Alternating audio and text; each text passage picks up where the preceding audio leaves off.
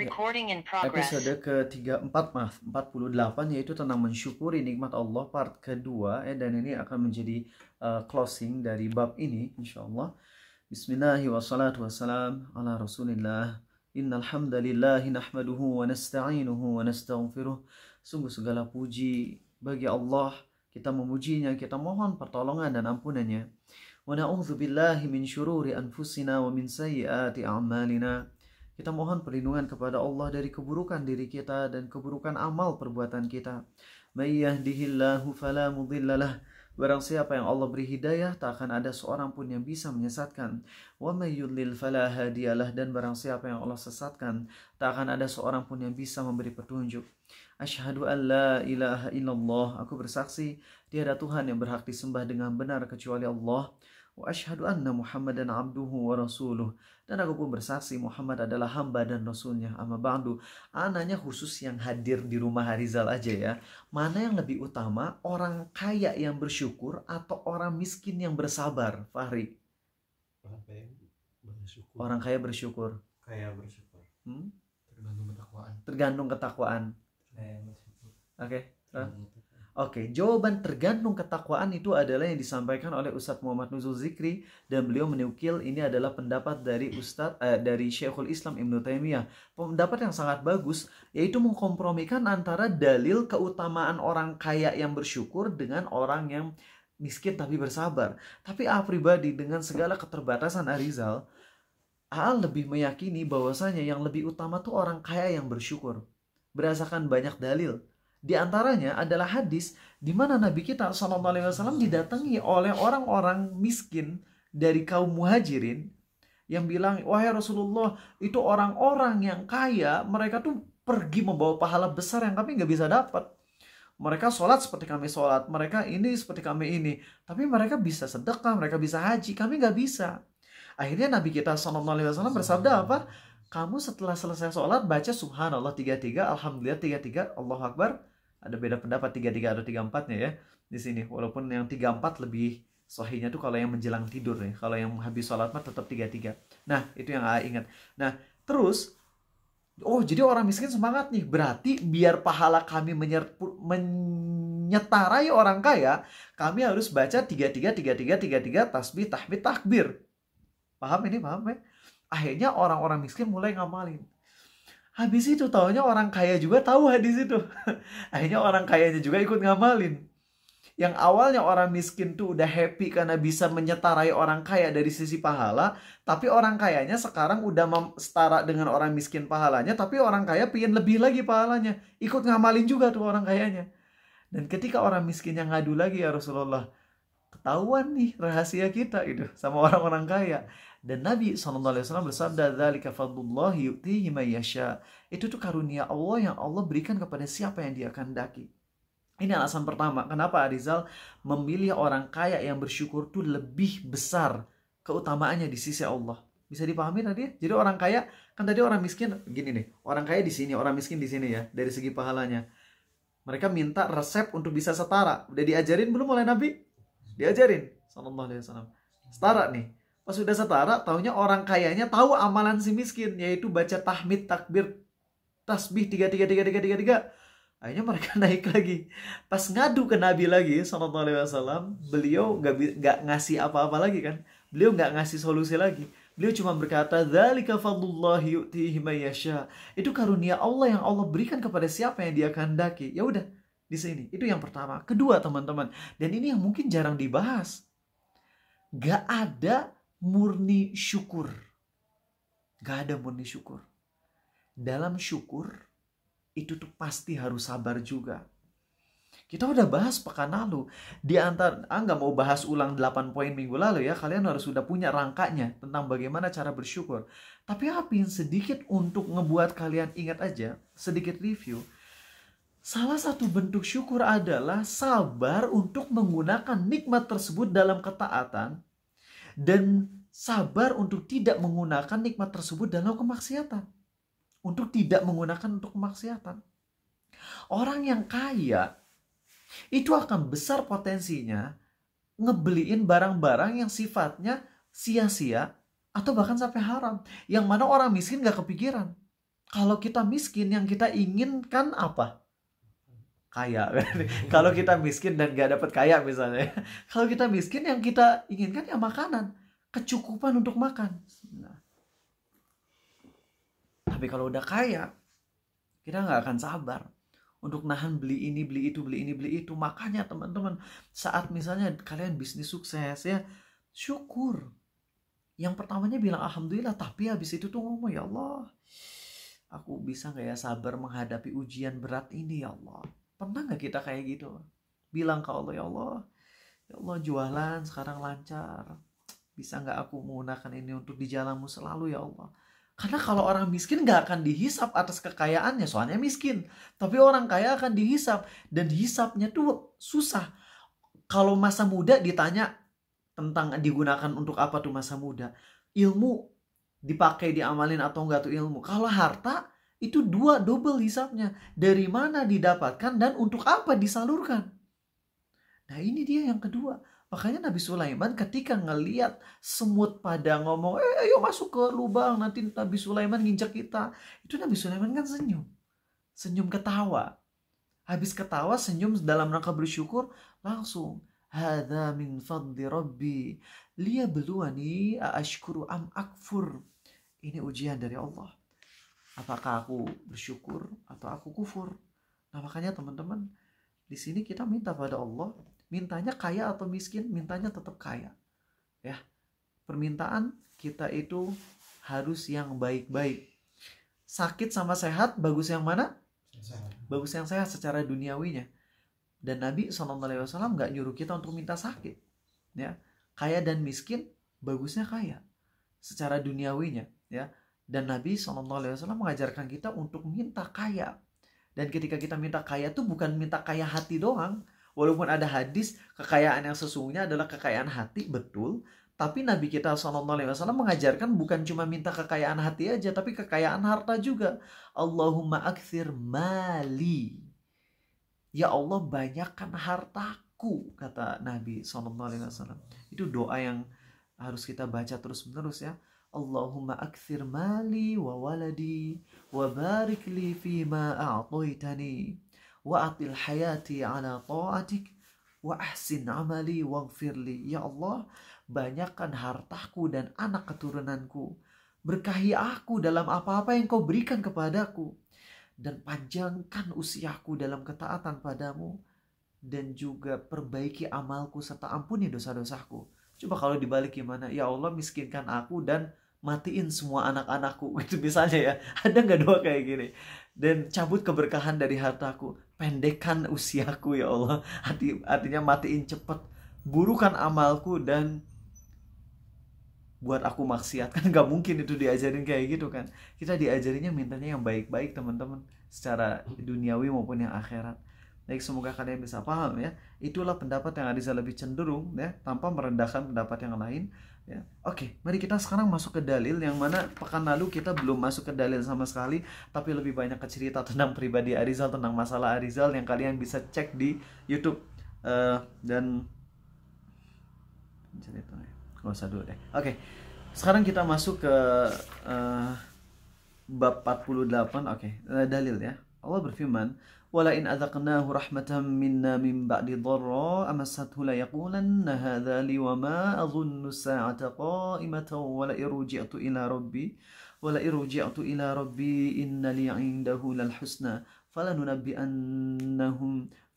فلننبئن الذين كفروا بما عملوا ولنذيقنهم من عذاب غليظ. Dan jika kami berikan kepada manusia nih, kepadanya suatu rahmat dari kami setelah ditimpa kesusahan, pastilah orang itu akan berkata, ini adalah hakku. Dan aku tidak yakin bahwa kiamat itu akan terjadi. Dan jika aku dikembalikan kepada Tuhanku, sesungguhnya aku akan memperoleh kebaikan di sisinya. Maka sungguh akan kami beritahukan kepada orang-orang kafir tentang apa yang telah mereka kerjakan. Dan sungguh kami akan menyiksa mereka dengan azab yang berat. Teman-teman ingat, kalau kita dapat nikmat, jangan ngerasa pantas. Itu penting. Jangan ngerasa pantas ketika dapat nikmat itu. Jadi kalau dapat nikmat tuh udah kita syukur, habis itu kita takut. Habis syukur tuh takut langsung. Alhamdulillah ya Allah, aduh takut. Kalau misalnya ini tuh istidraj.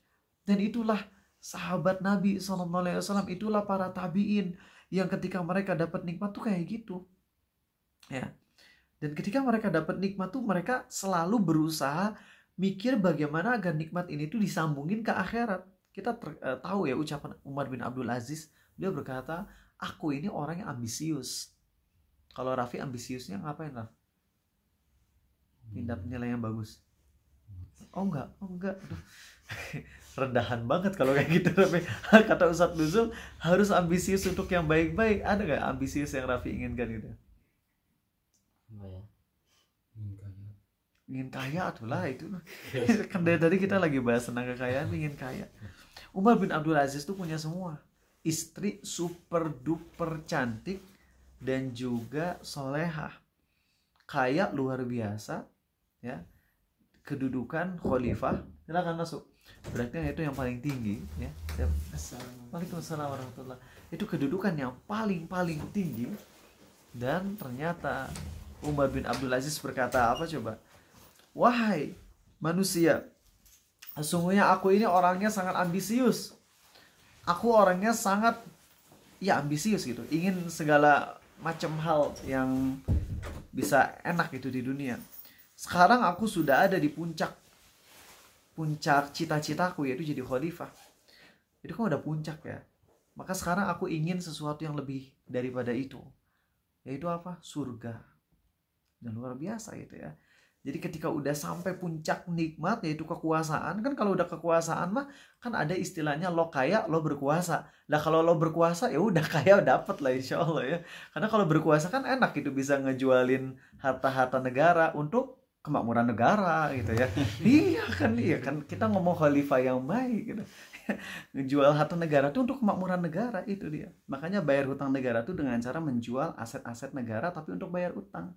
Ya, bukan untuk dikorupsi untuk pribadi, bukan. Nah, teman-teman, itu semua Umar bin Abdul Aziz ingin yang lebih tinggi lagi, yaitu surga. Ya, makanya kalau kita dapat nikmat, coba dihubung-hubungan aja, ini bisa nggak nikmat yang aku dapatkan ini untuk targetnya tuh jadi buat ke surga gitu loh. Oke. Dan tadi itu poin terpenting dari ayat ini, ingat ya. Allah menyindir, atau bahasanya jangan menyindir ya. Takutnya menyindir bukan sifat Allah. Menegur, apa? Mengingatkan ya. Tapi nggak apa-apa ya, menyindir mengingatkan kan sama-sama aja ya, mirip gitu. Mengingatkan dalam rangka untuk berhati-hati ya. Ya, atau memperingatkan kesalahan kan menyindir ya, kalau nggak salah. Ya sama lah, oke. Di sini orang kafir itu berkata, ini adalah hakku. Ini hakku. Disitulah yang bahaya.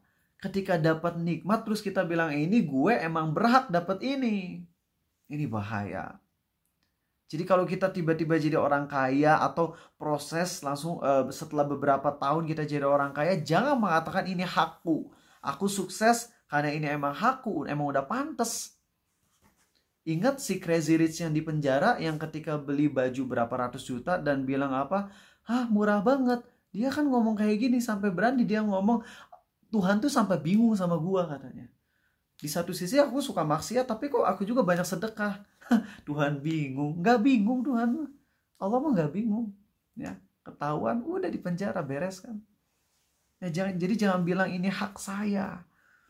Kecuali kalau dalam ruang lingkup fikih ya, kalau kita lagi kerja, kita punya hak dapat gaji sekian, terus kita nagih ke bos-bos, mana hak saya, itu nggak apa-apa. Kalau lagi ngomongin tentang masalah fikih dalam masalah hak yang emang muamalah, itu kita harus paham. Harus ya, kalau emang hak kita ya kita ambil.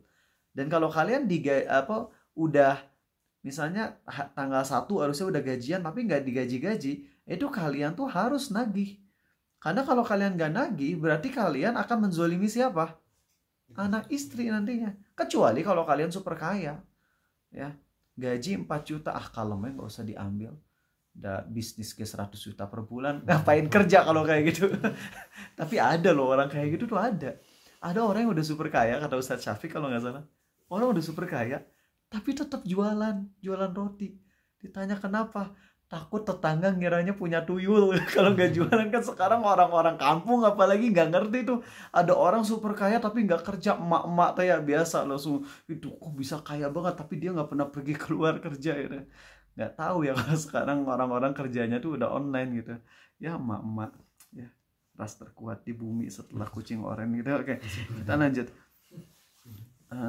Oke. Nah, kemudian lanjut juga, Qarun berkata, sesungguhnya aku diberi harta semata-mata karena ilmu yang ada padaku. Nah, ini juga lagi menisbatkan nikmat kepada dia, kepada ilmu yang dia miliki. Ini nggak benar, teman-teman. Ya, nggak benar, nggak boleh kayak gitu. Oke, jadi itu pembahasannya udah. Oke. Dan di sini ada satu ucapan yang bagus banget dari Ibnul Qayyim, teman-teman, yang harus kita coba hayati ya. Hati-hati kalau kita udah ngomong saya. Hati-hati kalau kita udah ngomong aku atau saya. Yakni aku, ucapan aku yang sangat dibenci adalah ucapan aku dari 3 person. Dari 3 manusia nih. Yang pertama adalah Fir'aun. Yang mengatakan apa? Yang pertama adalah iblis. Di mana iblis berkata apa? Aku lebih baik daripada Adam. Ucapan aku yang kedua adalah ucapan yang sangat dibenci, yakni ucapan Firaun. Nah, itu apa? Bukankah semuanya kerajaan dan juga sungai Nil itu berada di bawah kakiku? Kata Firaun. Dan juga ketiga ucapan Qarun, yaitu kekayaan ini terjadi, aku dapat kaya ini gara-gara ilmu yang aku miliki. Itu semua adalah ucapan yang sangat Allah benci. Dan sebaik-baiknya ucapan adalah ucapan aku yang sifatnya merendah. Kalau iblis aku lebih baik daripada Adam, maka counternya apa? Aku adalah hamba Allah yang hina, gitu. Kalau Fir'aun bilang ini kerajaan semuanya ada di bawah kakiku, maka ucapan aku yang dicintai oleh Allah adalah aku ini diamanahi dengan harta-harta ini semua, yang mana aku akan dihisap di hari kiamat. Maaf, ini enggak ngucapin murni ucapan Ibnul Qayyim ya, tapi ada tambahan dari Arizal biar lebih mudah dipahami oleh kalian. Jadi sekali lagi, kalau iblis ngomongnya apa tadi? Aku lebih baik daripada dia, Adam. Maka kalau ucapan yang bagusnya adalah aku hamba Allah yang hina. 2, Firaun bilang ini semua berada di bawah kakiku, maka ucapan aku yang baik adalah aku diamanahin ini semua dan aku akan dihisap di hari kiamat. Makanya itu Umar, teman-teman. Itu Umar tuh luar biasa ya. Salah satu kisah yang luar biasa yang AA pernah baca tentang Umar dengan sanad yang sahih. Itu Umar ketika lagi jalan sama pembantunya, datang ke sebuah mungkin kayak semacam hutan atau sebuah tempat yang mana di situ ada ibu-ibu lagi masak air. Kemudian si anak itu nangis. Ibu-ibu sama anaknya nangis gitu. Anaknya nangis karena udah kelaparan dan ibunya cuma masak air doang sambil tenangin, nanti bentar ya, belum mateng. Sampai akhirnya anak tersebut tidur gara-gara udah kecapean. Umar ngeliat dan mengatakan kurang lebih gini, persingkatnya, wahai wanita, apa yang terjadi dengan anak itu?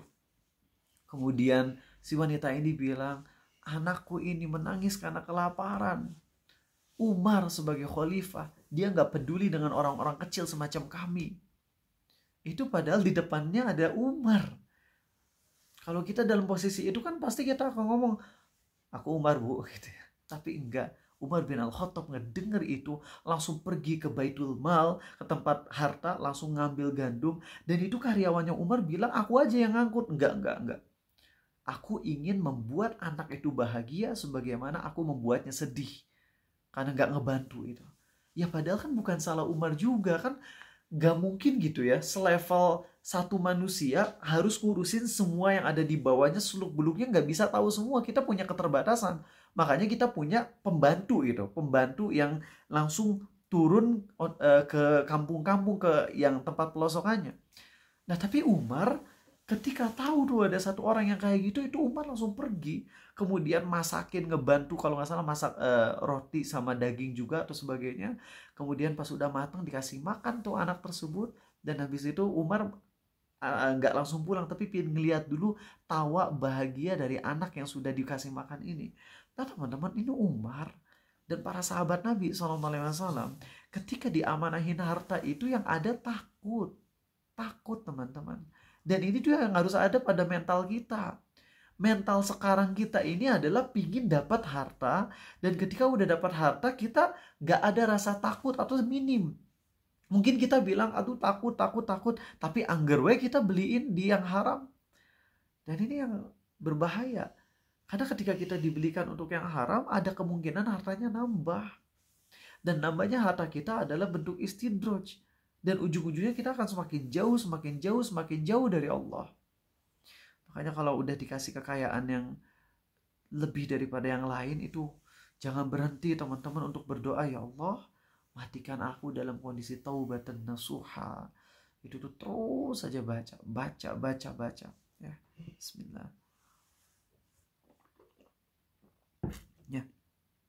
Kemudian kalau Korun bilang, aku dapat semua ini karena ilmu yang ada pada diriku, maka kita katakan sebaliknya. Aku bodoh, aku hamba Allah yang bodoh dan aku butuh bimbingan dari Allah. Seperti itu teman-teman. Oke.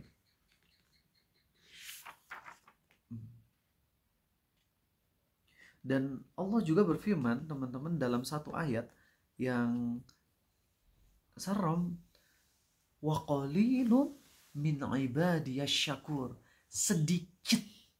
Sedikit dari hambaku yang bersyukur. Ini kalimat yang serem. Sedikit dari hambaku yang bersyukur.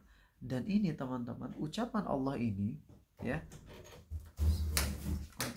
ucapan Allah ini tentang sedikit dari hambaku yang bersyukur, itu juga sangat match banget dengan ucapan iblis. Ini bukan nyamain ucapan Allah dengan iblis, bukan. Maksudnya Allah berfirman demikian, iblis juga berkata demikian, dan saling berkorelasi.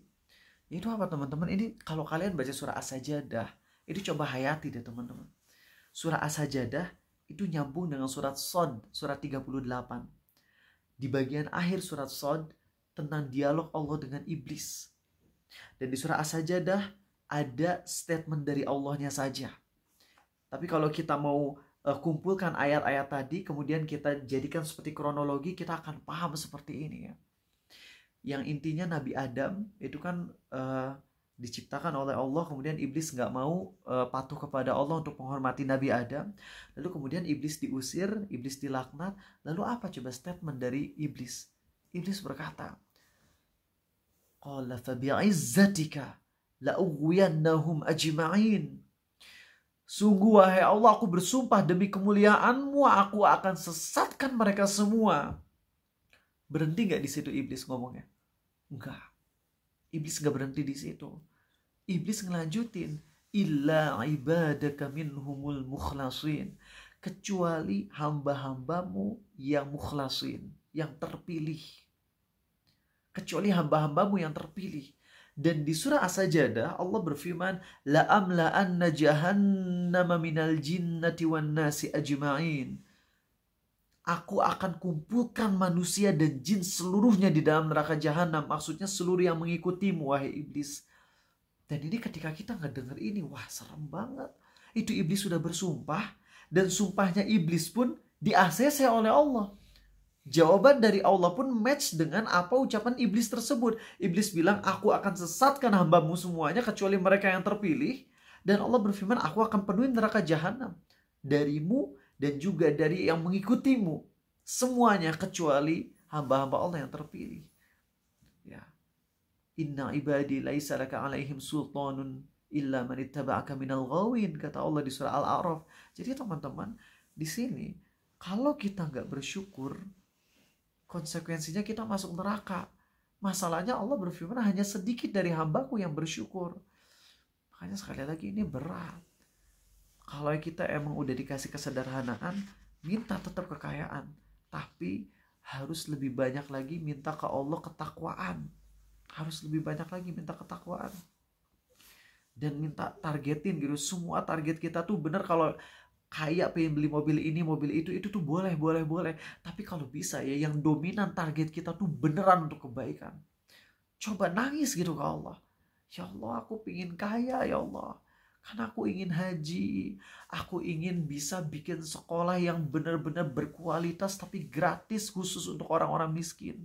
Yang mana orang miskin dikasih dengan fasilitas sebagaimana orang-orang yang sederhana atau yang kaya. Yang mereka bisa belajar dengan sungguh-sungguh. Coba minta kayak gitu terus. Minta. Ya. Minta teman-teman. Ya. Tadi baru ketemu sama seorang tiktokers anak Unpad fisika Unpad, namanya Musa atau dikenalnya dengan nama Mueza. Nggak sengaja sih, awalnya lagi scroll TikTok, kemudian ngeliat, lah ini Mueza yang dulu sering nanya ke Arizal kayak yang anak Unpad gitu. Terus iseng-iseng DM, Assalamualaikum Mueza, ini Mueza yang dulu sering chat sama Arizal ya, sering nanya. Waalaikumsalam Ustadz. Oh, nggak nyangka di chat sama Ustadz. Bukan Ustadz, saya Mueza dari pesantren di daerah Sumedang. Beliau ayahnya itu adalah ketua Muhammadiyah Jawa Barat gitu. Dan beliau emang kelihatannya diberi sama Allah kelebihan karena beliau ngekos di Unpad, dan dari rumahnya ke Unpad pun bawa mobil gitu. Dari rumahnya ngekos tapi bawa mobil, padahal kalau dari Sumedang ke Unpad kan deket gitu ya, bawa mobil gitu. Cuman ngelihat dari semenjak tadi bicara secara private, nggak ada sedikit pun tendensi kesombongan karena kekayaannya gitu. Ketika lagi bicara, yang ngomong tigaan tadi sama ada satu lagi dari Kuningan, itu ketika lagi bicara yang ada ngebicarain tentang Quran, tentang penghayatan, tentang fikih. Terus habis itu kita tahu lah gimana sih kalau anak pesantren diajarin ilmu basic biasanya gimana. Ada anak pesantren yang udah sampai level fikih master, kemudian ngajarin tentang fikih basic. Responnya gimana biasanya? Gue juga udah tahu itu mah dari dulu. Tapi enggak, itu responnya bener-bener kelihatan tawadu. Nah teman-teman, seperti inilah yang harus kita berusaha. Dan Allah lebih tahu tentang isi hatinya. Tapi teman-teman, kita kalau lagi berusaha untuk jadi low profile, seperti tadi kisah Mueza ya, dan sangat berhusnudzon kepada Mueza, bahwasanya beliau baik lahir dan batinnya ya. Tapi kita coba dalam posisi dia nih, ayahnya orang kaya dan ayahnya dermawan. Bahkan ada satu berita lagi yang suruh rahasiakan sampai tahun depan gitu. Nanti kalau udah kejadian baru nanti ceritain ke kalian. Sesuatu yang baik, cuman beliau bilang jangan diceritain ke siapa-siapa dulu. Oke. Jadi baru Arizal doang yang tahu gitu. Sesuatu yang baik kok. Dia masih semester 1 teman-teman. Ya, tapi sama Allah dibukakan kebaikan-kebaikan duniawi, dan dia pun kelihatan tawadu. Kalau kalian ada di posisi dia, ketahuilah, baik secara lahiriah tuh baru step awal. Baru step awal. Ada yang lebih berat, yaitu bagaimana agar kita low profile secara lahiriah, tapi low profile juga di hatinya. Dan itu yang berat. Itu yang berat. Dan ini yang gak dimiliki kecuali oleh orang-orang yang terpilih. Oleh orang-orang yang muhsin, yang ibadahnya baik, yang kalau ibadah dia khusyuk, ngingat Allah benar-benar di hatinya. Nah kita udah belum sampai ke level itu teman-teman, dimana Allah kasih kebaikan ke kita, kemudian kita low profile tapi bukan lahiriah doang. Dan sekarang mah banyak orang-orang yang merendah untuk meroket gitu.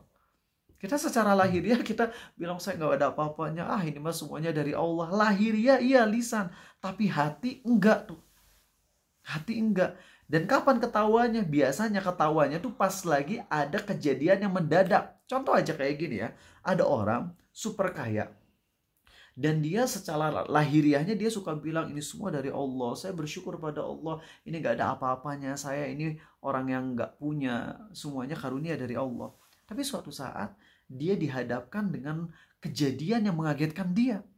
Misalnya ketika ada orang-orang miskin yang misalnya ngerusak mobil dia, ketika responnya justru malah bilang dengan marah-marah yang sifatnya itu akhirnya merendahkan dasar orang miskin. Di situ ketahuan isi hatinya yang sebenarnya.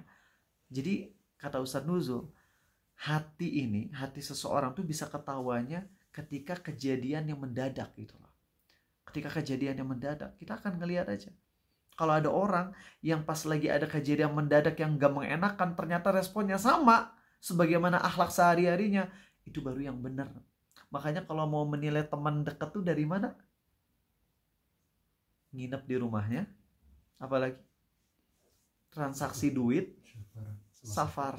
Karena dalam 3 hal ini seseorang akan pasti ada hal-hal yang membuat nggak nyaman, pasti lagi safar gitu ya. Kita ngelihat aja lagi safar, kemudian misalnya ya supir nyalain musik yang keras, kita akan ngelihat bagaimana aslinya. Apakah dia akan ngerasa gak nyaman atau ikut ajurut-ajurutan kayak gitu. kita akan ngelihat. Dan itu berat teman-teman. Hanya orang-orang yang mukhlasin.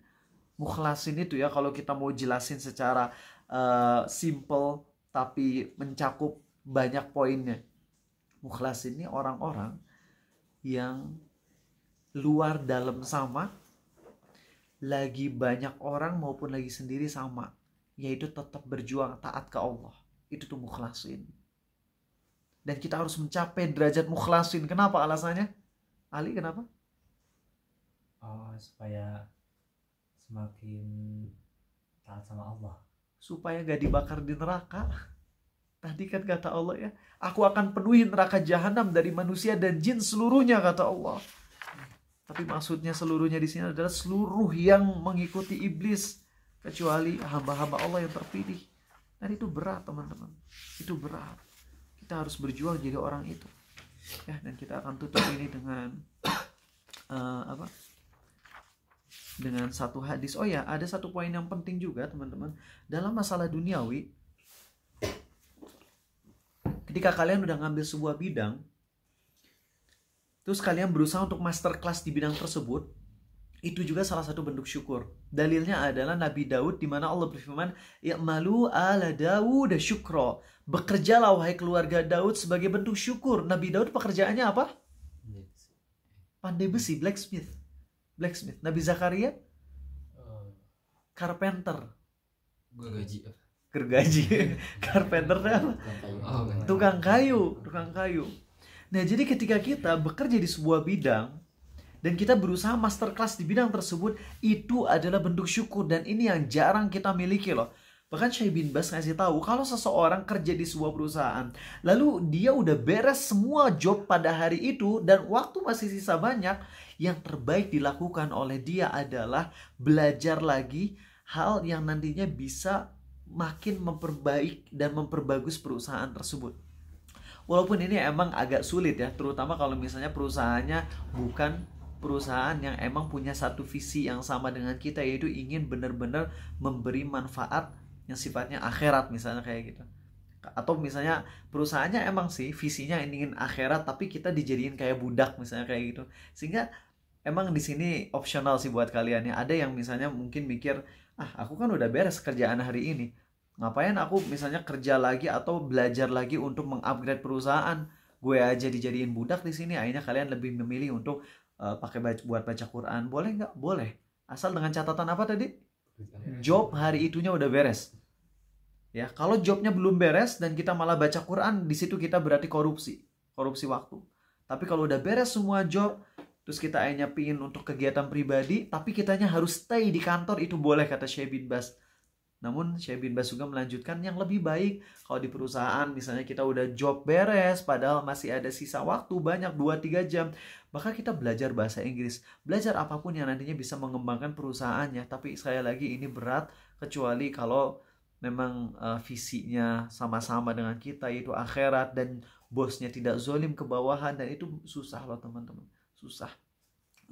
Banyak bos-bos yang zolim ke bawahan, itu disuruh kerja di luar waktunya tanpa dikasih uang tambahan, dan itu dosa bagi bos. Tapi buat kita sebagai bawahan mau gimana lagi? Kalau emang ada job lain yang misalnya lebih bagus untuk duniawi kita, silahkan. Tapi kalau nggak bisa, ya kita sabar di situ. Kezoliman bos tersebut, ya kita minta kepada Allah agar Allah mencukupkan kita gitu, walaupun kita waktunya udah dizolimi ya. Oke. Jadi sekali lagi, kita jadi masterclass dalam bidang yang kita senangi, itu adalah bentuk syukur. Dan masterclass kita tuh beda-beda semuanya ya.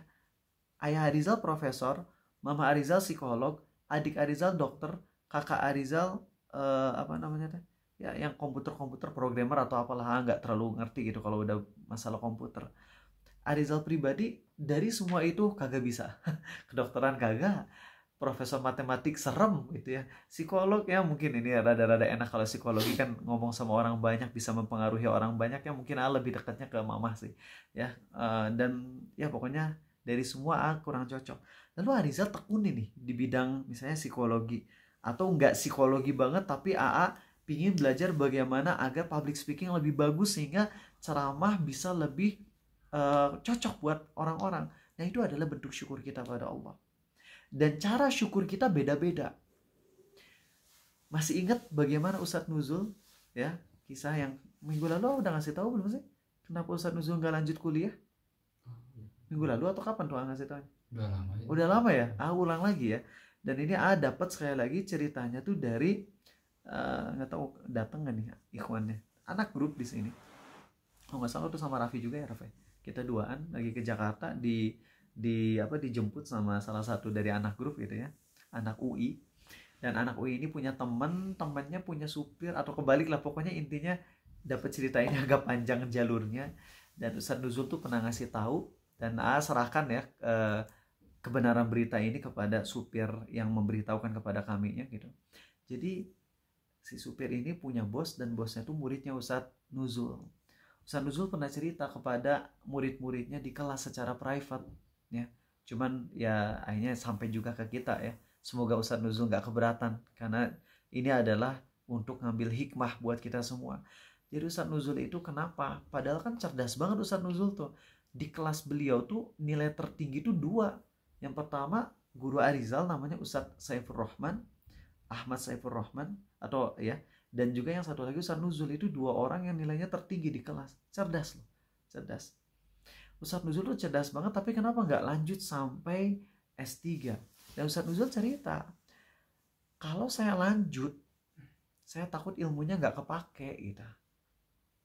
Kalau saya lanjut ilmunya takut nggak kepake, karena Ustadz Nuzul sekarang udah stuck, bukan stuck dalam artian negatif ya, udah terjepit tanda kutip dengan jemaah-jemaah yang mayoritasnya orang-orang yang emang hijrah atau orang-orang yang sudah banyak ilmunya tentang tauhid, tentang fikih, tapi ilmu akhlaknya masih minim.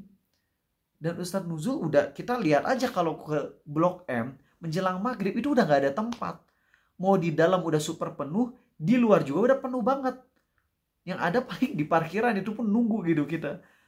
Itu sebelum maghrib tuh udah gak ada tempat lagi. Jadi kalau ada orang-orang lain yang mau sholat di Blok M tuh udah susah aja. Udah gak bisa. Kajian beliau juga bisa bermanfaat banget buat kita. Dan itu teman-teman, bentuk syukurnya Ustadz Nuzul adalah dengan ilmu yang sudah aku miliki, aku sekarang aku ulang terus murojaah, kemudian di-share ke banyak jemaah. Itu bentuk syukurnya Ustadz Nuzul. Allah lebih tahu tentang beliau. Dan ada juga yang bentuk syukurnya adalah dengan cara apa? Ini aku udah S3, saya lanjut lagi pengen jadi profesor. Supaya nanti saya bisa ngajar orang-orang yang emang calon jadi doktor dan profesor lagi. Sehingga ilmunya nanti nyebar semua. Tiap orang punya bidangnya masing-masing. Yang penting apa yang aku pelajari, apa yang aku amalkan, ini bisa apa aku kontribusi buat agama Allah. Ngerti gak kalian bahasanya? Maaf kalau agak sulit ya. Dan jangan sampai kita jadi orang yang kufur nikmat. Yaitu dengan cara kita bermalas-malasan. Atau dengan cara udah dikasih ilmu tapi nggak diamalkan. Dan minggu lalu aku udah cerita belum sih salah satu murid Arizal yang Masya Allah cerdas banget. Waktu dulu ngisi di SMA 1 Bekasi ya, waktu tahun 2016 atau 2000 berapa, dia masih kelas 7. Masih kelas 7. Kecil anaknya tuh, ya Allah, lucu lah, kecil gitu ya. Datang jauh-jauh naik motor 20 km dianterin sama ayahnya. Dia semangat banget belajar sama Arizal. Dan ketika sudah berlalu masa, ketika zaman-zaman dimana Arizal ditahdzir, dia kan mulai menjauhi Arizal. Terus dia semangat banget belajarnya. Dan setelah semangat banget belajar teman-teman, dia akhirnya mulai tuh terbentuk tuh mentalnya, semangat belajar. Lalu ketika dia ngelihat kesalahan ulama, langsung dibantai tuh ulamanya. Ya, Syekh Al-Halabi tuh gini. Dibantai kehormatannya habis-habisan. Padahal kan kalau emang ada kesalahan seorang ulama, kita fokus pada kesalahannya, kemudian kita cari yang benarnya gimana. Itu emang salah atau enggak sih? Itu yang pertama harus kita lakukan. Kedua, kalau emang benar salah, bagaimana untuk meluruskan pemahaman tersebut? Habis itu apa? Doakan ampunan kepada Allah untuk ulama tersebut. Kan beres ya. Tapi anak ini habis-habisan ngejelek-jelekin ulama tersebut. Apa yang terjadi teman-teman? Di pesantrennya dia jadi anak nomor 1 paling cerdas. Wah, ilmu bahasa Arabnya itu tinggi banget. Sampai kalau ada syekh dari Arab, syekh terkenal. Kalau nggak salah, Syekh Sulaiman Ar-Ruhaili juga. Dan juga ulama-ulama terkenal. Itu dia yang jadi penerjemahnya. Kebayang nggak sih? Ini anak yang dulu datang ke kajian Arizal masih kelas 7, imut-imut kecil gitu ya. Dan juga lucu lah bikin puisi waktu dulu tuh sampai apes puisinya dia juga. Ngakak lah bawahnya. Sekarang udah jadi penerjemah ulama dunia. Wah nggak sih buat kalian ngelihat itu? Wah. Oh dia kuliah di luar negeri beasiswa. Dan lancar lah dengan keilmuannya. Dia pulang ke Indonesia. Dia masuk UI, dia masuk sebuah kampus di Jakarta sana. Alvin gak usah senyum-senyum ya.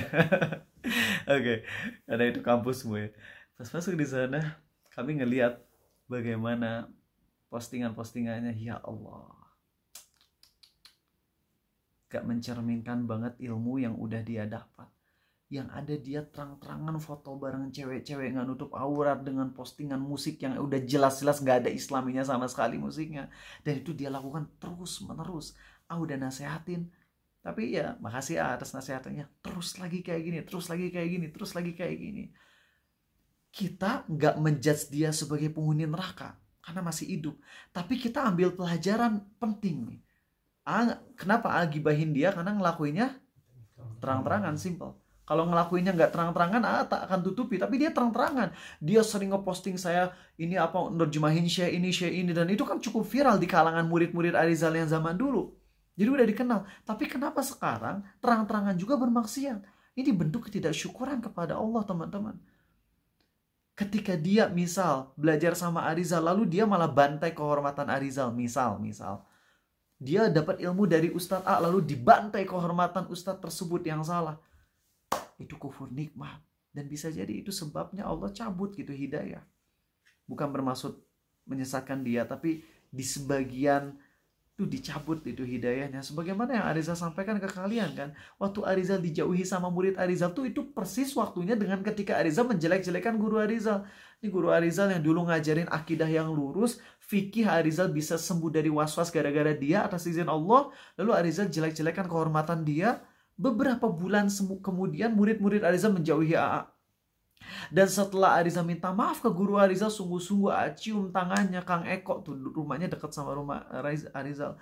Cium tangannya, minta maaf sungguh-sungguh. Dan beliau bilang, udah Arizal, udah. Saya malah gak kepikiran Rizal kayak gitu sama sekali. Gak kepikiran ada dendam apapun itu.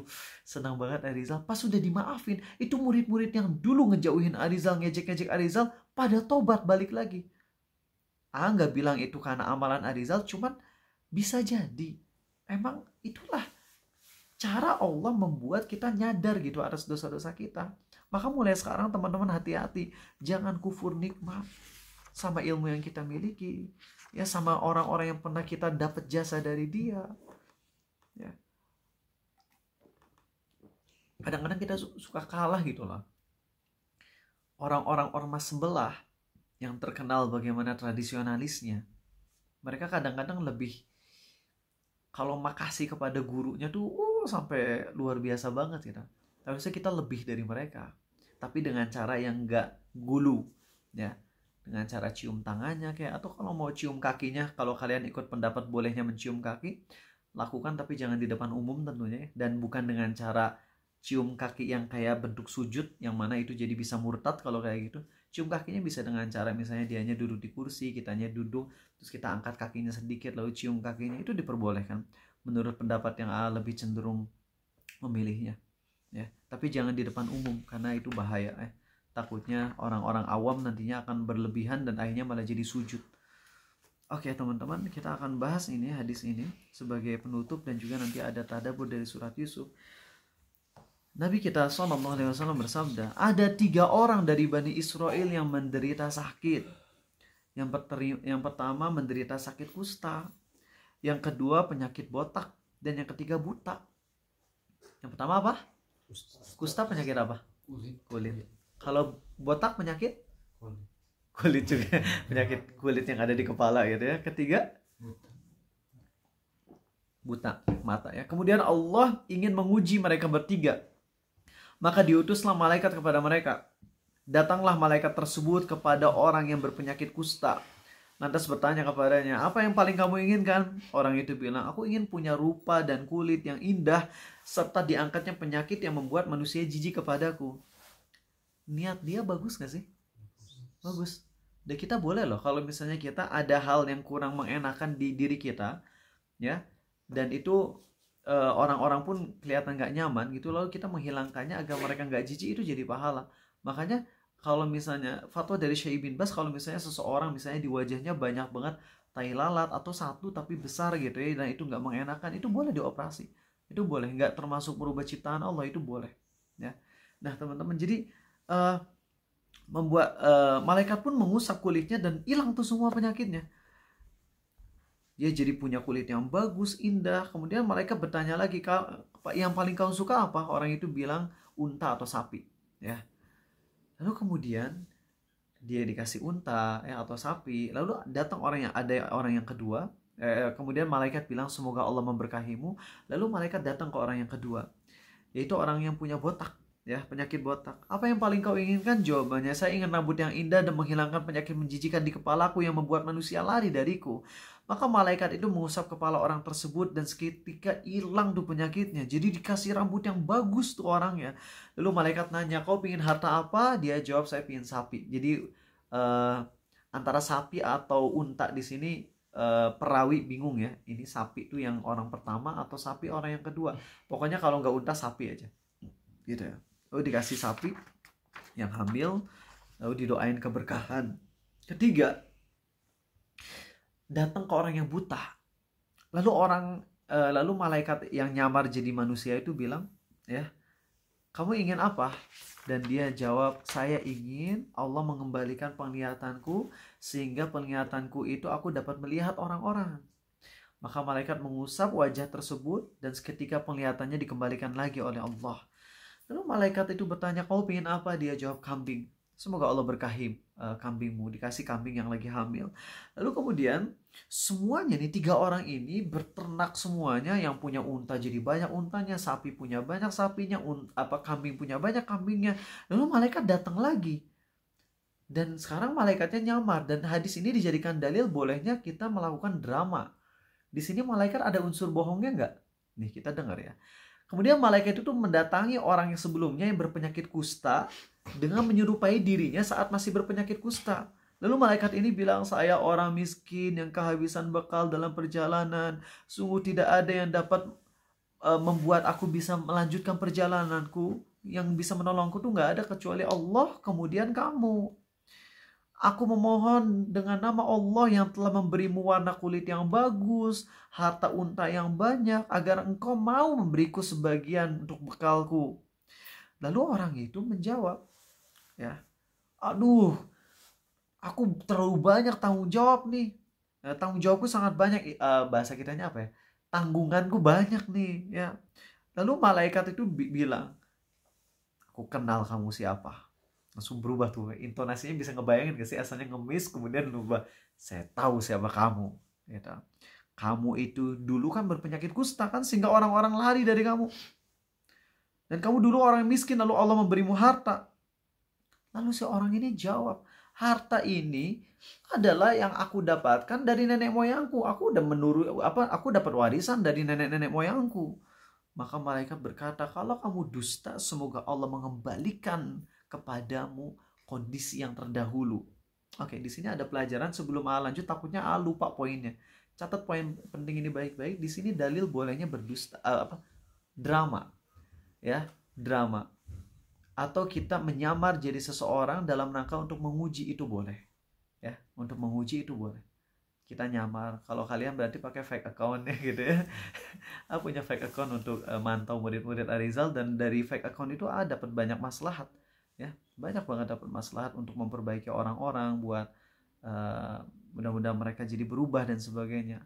Atau mantau bagaimana pemahaman mereka supaya kalau ada yang keliru bisa diluruskan. Nah itu boleh berdasarkan hadis ini. Dan ini pendapat yang dipegang kalau nggak salah oleh Ustadz Erwandi Tarmizi. Di sini ada unsur bohongnya, iya. Tapi kan ini kebohongan di sini untuk kemaslahatan, dan juga ini dalam rangka untuk untuk maslahat gitu, ya. Jadi ini nggak apa-apa, drama boleh seperti ini. Yang AA masih agak ragu adalah boleh nggak kalau dramanya kita mengucapkan kalimat kekafiran. Kalau misalnya ngucapin kalimat kekafirannya dalam rangka untuk edukasi seperti kayak gini, sama Regan lagi dialog ya, dialog yang si Regannya pura-pura jadi liberal, ingat nggak? Ada di TikTok dipin sama Arizal, tahu ya? Di situ kan udah dikasih note gitu. Ini Regan tuh ngomong ini dalam rangka untuk mendramatisasi bagaimana kalau ada orang ngomong gini jawabnya apa gitu. Kalau itu kan udah jelas gitu ya. Tapi kalau misalnya statement jelas, Arizal misalnya jadi pemeran penyihir terus bilang misalnya naudzubillah ya, aku kafir kepada Allah. Nah, boleh nggak kalau misalnya dramanya tuh jelas kayak gitu? Kalau Regan kan emang dikasih dari awalnya, dikasih tahu gitu, ini semua adalah dramatisasi supaya ngerti bagaimana cara untuk mengkonter ucapan ini dengan ini. Kalau itu nggak apa-apa. Karena ingat kalau baca Quran aja kita nggak boleh berhenti di kalimat innallaha faqir. Terus kita mulai lagi dari innallaha faqir tuh nggak boleh.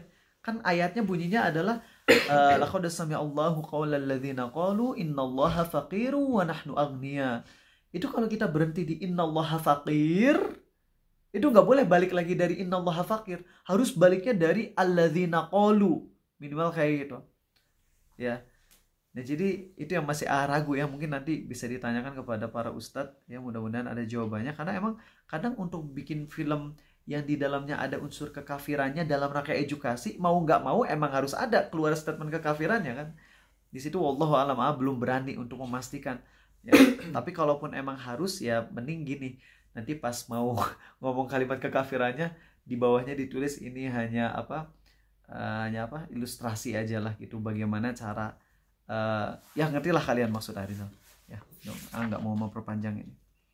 Nah, kemudian datang juga ke orang yang botak dan sama jawabannya kayak gitu, akhirnya dibalikin lagi botak, dijadiin lagi miskin, sama Allah didoain lagi, sama malaikat didoain dengan doa yang tadi. Adapun ketika datang ke orang yang buta dan malaikat ini menyamar jadi orang yang buta, aku kehabisan bekal dan sebagainya, minta sebagian dari kambingmu, ini orang yang buta ini jawab dengan jujur gitu, dulu aku adalah orang yang buta, lalu Allah mengembalikan penglihatanku. Dahulu aku adalah orang yang miskin, lalu Allah memberiku kecukupan. Maka dari itu, ambillah apapun yang kau sukai dan tinggalkan apapun yang kau tidak sukai. Demi Allah, aku tidak akan menghalangimu untuk mengambil apapun. Aku lakukan itu akan berharap pahala dari Allah. Lalu malaikat itu menjawab, tahanlah hartamu. Aku ini adalah ujian dari Allah untuk kalian, dan Allah meridhoimu sedangkan Allah memurkai kedua temanmu. Ini orang buta ini dia nggak diambil hartanya dan dia tetap langgeng hartanya, sedangkan orang yang kusta dan botak sama Allah dihancurin hartanya. Nah, faedah yang sangat bagus teman-teman dari sini adalah lihat bagaimana orang yang buta ingin bisa ngelihat untuk kebutuhan dirinya. Hadapun orang yang botak dan orang yang kusta, dia ada keinginan di aku. Dengarkan hadisnya tadi, aku pengen rambut yang bagus, indah. Kenapa pengen rambut yang bagus dan indah? Kalau kita pengen rambut yang bagus dan indah supaya orang-orang senang sama kita, jadi mereka nggak jijik sama kita, itu boleh nggak? Boleh. Tapi kalau kita punya rambut yang bagus sehingga kita jadi ujub, dan ini ujub kan orangnya, buktinya ketika udah didatengin sama malaikat dia bilang apa? Ini emang hakku. Ini kan aku udah dapat dari dulu, berarti dia ujub. Ini ngebuat dia jadi dicabut nikmatnya oleh Allah. Begitupun yang tadi yang kulitnya jelek, pingin bagus. Kalau tujuannya ingin orang jadi gak jijik sih gak apa-apa. Itu sebuah hal yang disarankan. Tapi dia kan lebih ingin diaku dan lebih ingin jadi keren, tampak keren dan sombong. Akhirnya dicabut. Adapun yang buta, mau nyomongin apa? Aku bisa ngelihat, orang-orang juga kan bisa ngelihat gitu. Apa yang disombongin? Kalau misalnya mataku jadi mata yang sangat indah, ya mungkin bisa sombong. Tapi kalau mata sekedar pengen bisa ngelihat aja, ya apalagi yang mau disombongin. Maka di sini ada hal yang penting juga, kalau dapat nikmat pastikan nggak ngebuat kita semakin jauh dari Allah ya. Semoga itu bermanfaat ini. Oh ya, dan ada lagi poin penting, yaitu bolehnya doa tapi dikasih syarat. Tadi malaikat ngedoain, kalau kamu dusta, semoga Allah kembalikan kamu miskin. Maka kalau kita dizolimi sama orang-orang, pakai kayak gitu. Jadi gini, ada orang yang kelihatannya zalim ke kita, tapi kita teragu. itu dia niat zolim atau nggak sengaja.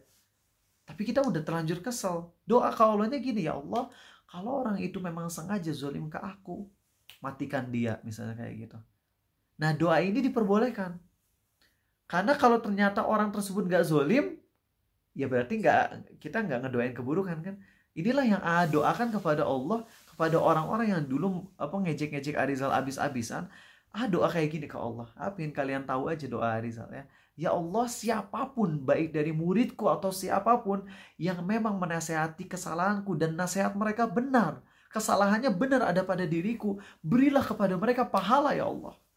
Tapi siapapun dari mereka yang mengejek aku tanpa hak, mereka mencaci apa-apa yang tidak ada pada diriku, kesalahan yang aku nggak punya, tapi mereka berlebihan dalam menggibahi dan sebagainya, dan mereka memfitnah juga, maka jadikanlah mereka miskin semiskin-miskinnya.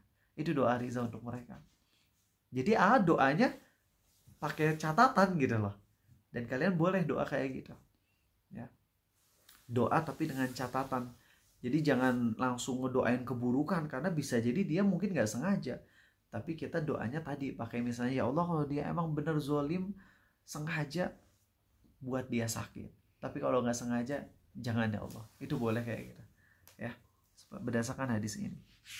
Oke.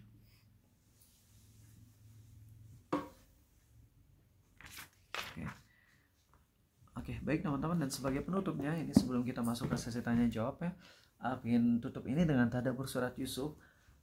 Belum lanjut ke ayat-ayat berikutnya karena di sini masih ada poin-poin yang bisa kita ambil pelajaran, yaitu ketika Allah berfirman tentang Nabi Yusuf, walaqad hammat bi wa hamma biha laula ar-ra'a burhana rabbih.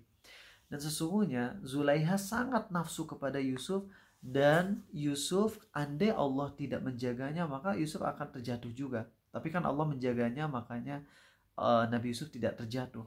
Dan Yusuf melihat burhan, tanda-tanda keagungan dari Allah.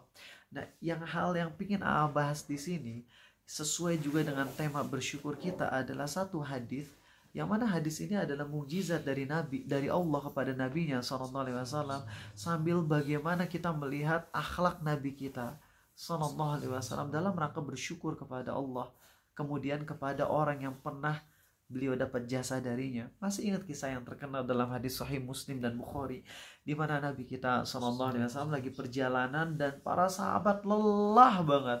Akhirnya mereka tidur super nyenyak. Bangun-bangun ketika matahari udah terik. Abu Bakar bangun nomor 1, orang kedua bangun, orang ketiga bangun. Dan itu 3 sahabat ini bingung mau ngapain. Jadi pas bangun tidur belum sholat subuh, matahari udah terik. Belum sholat subuh nih 3-an. Kalau yang lain kan masih pada tidur.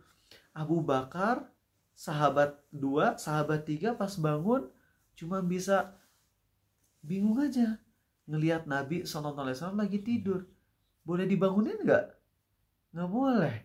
Karena kalau beliau lagi tidur bisa jadi lagi mimpi. Dan mimpinya Nabi adalah wahyu.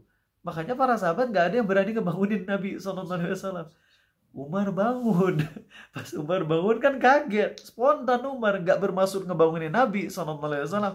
Tapi Umar langsung takbir. Allahu Akbar, Allahu Akbar, Allahu Akbar. Suaranya keras banget. Akhirnya semua pada bangun semua. Dan Nabi SAW dengan santainya mengatakan, la dhair, nggak masalah, nggak apa-apa. Mari kita jalan. Kemudian habis jalan bersuci, kemudian sholat berjamaah. Pada sholat berjamaah ada sahabat yang gak ikut sholat. Ditanya, kenapa kau gak ikut sholat? Seperti yang lain sholat. Dan sahabat ini bilang, ya Rasulullah, aku junub, gak ada air. Ya, dan Nabi SAW nyuruh untuk bertayamum aja. Gitu. Nah, setelah kejadian itu teman-teman, para sahabat kehausan banget. Haus banget. Akhirnya beliau mengutus Ali dan juga sahabat yang lain 2-an untuk nyari air. Ketika Ali mencari air, ketemu dengan seorang wanita dengan air di kepalanya gitu ya, dengan kayak wadah air gitu disimpan, dan juga unta, bareng sama unta nih, atau untanya Ali ya. Maaf kalau ada beberapa detail kisah yang agak salah, tapi substansi kisahnya mah nggak ada bedanya insya Allah ya. Yang paling intinya kan bukan masalah perempuannya naik unta atau naik kuda, kan nggak penting gitu ya, nggak terlalu penting.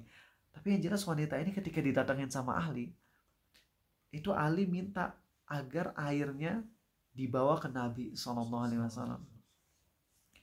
Jadi ketika ditanya, itu wanita dapat dari mana airnya? Dan si wanita ini bilang, aku dapat air ini, itu butuh 1 hari perjalanan. 1 malam perjalanan untuk dapat air ini. Artinya itu kalau kita harus jalan 1 hari perjalanan tuh baru dapat air. Udah stuck banget. Akhirnya Nabi Ali nyuruh, kalau begitu ikut kepada kami. Ikut kami. Mari ikut kepada Muhammad SAW.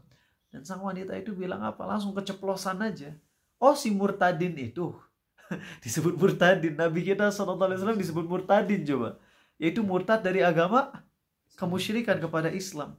Ya. Oh, orang yang murtad itu. Ali nggak marah. Ali dan sahabat lainnya, ya marah jelasnya di hatinya, jelas banget marah. Tapi ini kan kondisinya emang lagi butuh air gitu. Akhirnya disuruh wanita ini untuk datang menghadap Nabi SAW. Setelah itu diminta wadah airnya, dan Nabi SAW menuangkannya, dan mujizat dari Allah itu semua sahabat bisa minum sampai puas. Sampai sahabat yang junub tadi dikasih air juga untuk mandi, walaupun dia udah tayamum, tapi kalau udah ada air kan harus mandi ya. Dan itu setelah udah dikasih semuanya minum, airnya dikembalikan kepada wanita ini dalam kondisi airnya lebih banyak daripada sebelumnya. Dan wanita ini akhirnya dipulangkan ke kaumnya. Sampai di kaumnya ditanya, kenapa kau telat? Dan wanita ini bilang, aku tadi baru ketemu dengan seseorang yang aku berani bersumpah di kolong langit, di seluruh alam maksudnya. Di kolong langit itu maksudnya bumi itu ya. Di seluruh bumi ini gak ada penyihir yang lebih hebat daripada dia. Gak ada penyihir yang lebih hebat daripada itu, Muhammad itu. Kemungkinannya cuma 2. Yang pertama adalah dia penyihir terhebat seluruh dunia, atau dia adalah Rasulullah yang diutus oleh Allah Azza wa Jalla. Waktu berjalan, dan Nabi SAW akhirnya punya power untuk membuka negeri-negeri kafir untuk masuk Islam. Dan Nabi SAW bersama para sahabat menaklukkan negeri-negeri, kota-kota, desa-desa di sekitar desa wanita tersebut. Tapi desa wanitanya tidak diserang, tidak ditaklukkan. Dan sang wanita itu bilang kepada kaumnya, wahai orang-orang, wahai kaumku, itu Muhammad itu udah menaklukkan kota-kota sekitar kita. Tapi dia sengaja gak nyerang desa ini. Sengaja dia gak nyerang desa ini. Masuk Islam lah. Akhirnya itu 1 desa masuk Islam semuanya. Masya Allah teman-teman. Lihat bagaimana syukurnya Nabi kita SAW. Bagaimana beliau berterima kasih kepada wanita tersebut. Dan terima kasih itu membuahkan hidayah yang luar biasa. Inilah teman-teman, kalau kita bisa mengamalkan ilmu syukur yang dalam, itu jadi kebaikan buat kita semua. Dalam semua kejadian, kalau kita bisa terima kasih kepada Allah, kemudian terima kasih kepada makhluk yang jadi jalan kebaikan buat kita, Allah akan bukakan keajaiban-keajaiban sebagaimana Nabi Yusuf, ya, sebagaimana Nabi Muhammad SAW. Itu aja dari Arizal teman-teman. Semoga Allah maafkan kalau ada kesalahan-kesalahan kata. Kita masuk ke sesi tanya jawab sampai jam 10 lebih 5 insya Allah ya.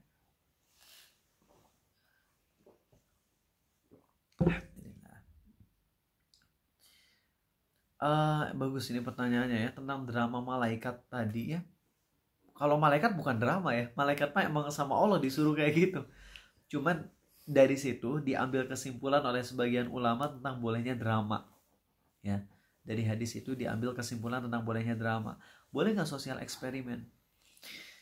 Sosial eksperimen ya, berharap kalau emang ada maslahat, berharap boleh sih ya, berharap boleh. Walaupun di sini ulama lain berkata, ya nggak bisa gitu, itu kan malaikat disuruh sama Allah, kita siapa gitu ya. Kalau kita yang bikin-bikin drama kayak gitu, kita bohong berarti. Kalau itu malaikat, ya ini kan ulama beda pendapat, kita toleran ya dalam hal ini. Sendiri lebih cenderung boleh untuk drama, ya. Dan juga sebagaimana yang dikatakan ini oleh Ustadz Firanda atau oleh Ustadz yang lain, boleh juga kita menyamar dalam rangka untuk menguji seseorang ya. Menguji seseorang itu boleh. Dan kata Ustadz Nuzul juga boleh. Misalnya ada seseorang yang suka zina, kemudian dia bilang dia udah tobat, maka salah satu hal yang disarankan oleh ulama adalah diuji gitu. Seseorang nanti uji si laki-laki tersebut ajak zina gitu, itu boleh ya, bahkan disarankan sebagian ulama. Kalau misalnya si cowok itu mau, jangan dilanjut kalau mau ya. Kalau mau bilang saya adalah orang yang mau ngetes kamu gitu, jangan malah dilanjut. Udah mau zina, mau akhirnya terus, ya udah itu bukan lagi drama, itu emang beneran jadinya. Ya seperti itu. Itu dari Ustadz Nuzul ya, fatwanya. Dan beliau membawakan fatwa dari ulama. Allahu a'lam. Oke. Dulu teman dekat saya yang sudah lama tidak pernah berkabar bertahun-tahun tiba-tiba minta tolong untuk membantu bayar hutang beberapa juta, padahal saya masih mahasiswa. Kemudian saya yang awalnya khawatir berubah jadi kesel dan marah karena dia berkali-kali memintanya dan juga tidak ada basa-basi apapun. Saya baru tahu setelah itu kalau itu adalah sosial eksperimen. Tapi saya malah lebih kesel lagi setelah tahu kalau itu sosial eksperimen. Itu mah keterlaluan atau? Itu bukan sosial eksperimen, itu eksperimen pemerasan itu jadinya. Nggak kayak gitu. Sosial eksperimen itu sesuatu yang memang bisa dilakukan dan ini tuh nggak boleh diekspos loh. Punya dugaan kalau pekan lalu tuh di sosial eksperimenin. Lagi pulang dari Blok M, bukan ya, dari pokoknya ceramah gitu ya. 2 minggu yang lalu, tuh 1 menit lagi telat ke travel. Pas jalan itu ada bapak-bapak lagi ini pincang kayak gitu, duduk di bis gitu dan minta bantuan, tapi langsung los kayak gitu. Terus saatnya agak was-was juga, ini takut diviralin Arizal. Bukan masalah kehormatan Arizalnya, cuman masalahnya gini, Arizal udah dikenal sebagai orang yang emang dikenal paham agama. Tapi kalau posisinya digituin, maka netizen pasti akan mencap buruk, ya nggak sih? Kalau cap buruk itu jadinya bukan ke pribadi Arizalnya, tapi kepada ajaran Islamnya. Khawatirnya karena Arizal sering mempresentasikan ajaran Islam, otomatis kalau salah nanti takutnya jadi buruk kepada kaum musliminnya juga. Nah ini bahaya, karena sosial eksperimen yang kayak gini kalau akhirnya diekspos, ditampilin wajahnya juga, orang nggak tahu itu konteksnya kayak gimana. Ada yang lagi buru-buru banget dan kita nggak tahu gitu ya. Jadi kalau sosial eksperimen juga pastikan yang emang wajar deh, yang wajar ya, jangan sampai yang nantinya malah berdampak kepada pembunuhan karakter orang yang gagal dalam dalam yang tadi, dalam sosial eksperimennya ya. Izin bertanya, Nabi Muhammad SAW udah 3 kali disebut tapi belum sholawat, apakah harus sholawat 3 kali juga? Jadi memang untuk sholawat ini ulama beda pendapat. Ada sebagian ulama yang berpendapat sholawat itu cukup sekali seumur hidup. Ya, ada yang berpendapat sholawat itu wajib hanya pas tasyahud aja. Di sini memang ulama beda pendapat. Tapi selama kita masih bisa sholawat, maka bacalah sholawat ya sekali aja. Kalau misalnya udah disebut 3 kali, lalu kita baca sholawatnya sekali, nggak apa-apa insya Allah. Ya. Tapi usahakan di setiap nyebut Muhammad kita sebut sallallahu alaihi wasallam, kecuali dalam beberapa kasus seperti lagi azan, lagi baca surat Muhammad, ya jangan sholawat ya, karena ayatnya nggak ada sholawatnya di situ. Bagaimana jika kerjanya adalah penjaga toko, Ustadz? Apakah ketika lagi sepi pembeli boleh membaca Al-Quran? Pokoknya kalau melakukan aktivitas yang sama sekali tidak mengurangi kinerja kita, itu nggak ada masalah. Nah itu boleh ya. Kalau emang tokonya lagi sepi, ya mau ngapain, masa diem jadi patung? Baca Quran aja. Lagian baca Quran tuh bisa sambil ngelihat kanan kiri kok. Jadi sapam bisa. Ulama zaman dulu ketika jadi sapam juga sambil zikir kepada Allah. Bahkan sapam butuh zikir perlindungan kepada Allah ya, lebih daripada yang lain. Oke, ada lagi yang mau nanya dari kalian? Iya silakan Habibie. Saya bertanya, kalau misalkannya tuh kita pamer untuk portofolio, misalkannya tuh kita menang Olimpiade Fisika, lalu kita pamer dan dengan maksud supaya kita dapat pekerjaan yang ada hubungannya dengan fisika, namun mungkin untuk teman-teman sekitar itu terasa sombong. Iya, baik. Ketika kita melihatkan portfolio, itu pamernya kan kepada orang yang mau ngerekrut kita, ya nggak sih? Ya ke situ aja kita pamernya, nggak usah pamer secara publik gitu ya. Jangan, kecuali kalau emang kita tuh lagi personal branding gitu. Kayak Arizal, misalnya Arizal bisnis, kan harus ngebangun kepercayaan gitu. Kayak Arizal aja sekarang ngambil upah dari yang nitipin kafarat dan sebagainya, harus ada personal branding, harus ada menunjukkan kepercayaan, ini bukti dan sebagainya, biar orang-orang tahu kalau amanah gitu. Bahkan 100 rupiah pun nggak berani kalau misalnya itu bukan yang hak. Tapi kalau profit besar selama itu halal, Ariza ambil. Kenapa? Karena Ariza pingin kaya. Tapi jadi orang yang kaya. Profit besar halal ambil, profit kecil haram nggak ambil. Yang sangat salah tuh udah mau profit kecil haram, profit besar haram diambil. Wah, itu sangat berat. Hisab di hari kiamatnya, siksaannya juga gitu. Jadi nggak ada masalah kalau emang sifatnya kita butuh untuk personal branding ya, dan itu berhubungan banget juga dengan nanti bisnis kita jadi laku atau enggaknya. Tapi ya otomatis harus banyak-banyak doa ke Allah untuk dilindungi dari ain dan sebagainya ya. Bagaimana jika orang tua kita udah sepuh ya, ini terakhir maaf ya. Bagaimana jika orang tua kita sudah sepuh dan sakit-sakitan serta minim ilmu agama, nggak bisa juga baca dan ngobrol juga nggak nyambung. Terkadang ketika sakitnya kambuh, banyak yang menasehati untuk minta air ke dukun karena kebiasaan di kampung. Saya khawatir orang tua saya terjatuh ke dosa syirik. Baiknya ketika sedang sakit kita nasihatkan apa ya? Terus aja ya dinasehatin kayak tadi ya. Jangan bu, itu kan dukun, itu musyrik. Terus aja ngomong kayak gitu. Ya jangan nyerah. Ayahnya Abdurrahim Green masuk Islam di usia 96 tahun, beberapa hari atau beberapa menit sebelum meninggalnya. Ya, 96 tahun. Ada videonya tuh di YouTube. Ayah Abdurrahim Green syahadat sebelum matinya. Dan itu kan perjuangannya lama karena ayahnya Abdurrahim Green ini agnostik. Ibunya solehah versi Kristen. Apa ya solehah versi Kristen? Ortodoks. Bukan namanya, tapi kalau soleha kan untuk yang baik-baik gitu. Kalau kafiroh apa aja istilahnya gitu. Kalau orang kafir ya bukan soleha tapi taat lah, taat dalam agama Kristennya gitu, taat. Nah jadi tapi mau tuh masuk Islam tuh ayahnya, mau ya sebelum meninggalnya. Alhamdulillah. Jadi itu aja teman-teman, terus saja dibujuk ya sambil doa ke Allah tentunya. Semoga Allah mudahkan. Itu aja dari Arizal. Terima kasih dan minta maaf atas kekurangannya. Pekan depan kita masuk ke bab baru insyaallah. Subhanakallahumma wa bihamdik. Maha suci Engkau ya Allah dan segala puji bagimu. Asyhadu an la ilaha illa anta. Aku bersaksi tiada Tuhan yang berhak disembah kecuali Engkau saja. Astaghfiruka wa atubu ilaik. Aku mohon ampunan padamu dan aku tobat padamu. Besok ada kajian fikih tapi mungkin gak lama ya karena Arizal harus ke Jakarta, ada ngisi 2 atau 3 acara, ada yang privat, ada juga 2 acara besar insyaallah. Sampai ketemu lagi. Assalamualaikum.